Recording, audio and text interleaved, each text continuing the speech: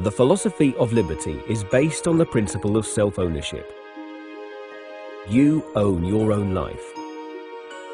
To deny this is to imply that another person has a higher claim on your life than you do.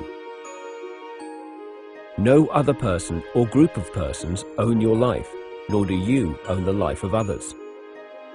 You exist in time, past, present, future. This is manifest in life, liberty, and the product of your life and liberty. To lose your life is to lose your future. To lose your liberty is to lose your present. And to lose that product of your life and liberty is to lose that portion of your past that produced it. A product of you, life, and liberty is your property. Property is the fruit of your labor, the product of your time, energy, and talents. Property is that part of nature which you turn to valuable use. Property is the property of others that is given to you by voluntary exchange and mutual consent. Two people who exchange property voluntarily are both better off, or they wouldn't do it. Only they may rightfully make that decision for themselves. At times, some people use force or fraud to take from others without voluntary consent. The initiation of force or fraud. To take life is murder. To take liberty is slavery. And to take property is theft. It is the same whether these actions are done by one person acting alone, by the many acting against the few, or even by officials with fine hats. You have the right to protect your own life, liberty, and justly acquired property from the forceful aggression of others. And you may ask others to help defend you. But you do not have the right to initiate force against the life, liberty, and property of others.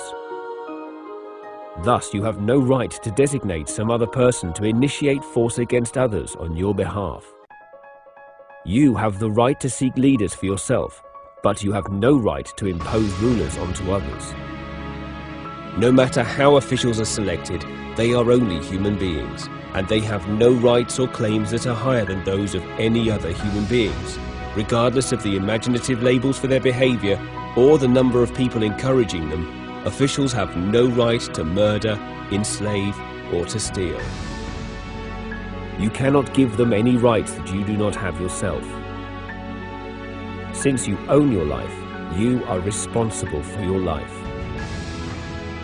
You do not rent your life from others who demand your obedience. Nor are you a slave to others who demand your sacrifice. You choose your own goals based on your own values. Success and failure are both the necessary incentives to learn and grow. Your actions on behalf of others or their actions on behalf of you is virtuous only when it is derived from voluntary, mutual consent. For virtue can exist only when there is free choice. This is the basis of a truly free society. It is not only the most practical and humanitarian foundation for human action, it is also the most ethical. Problems in the world that arise from the initiation of force by government have a solution. The solution is for the people of the earth to stop asking government officials to initiate force on their behalf.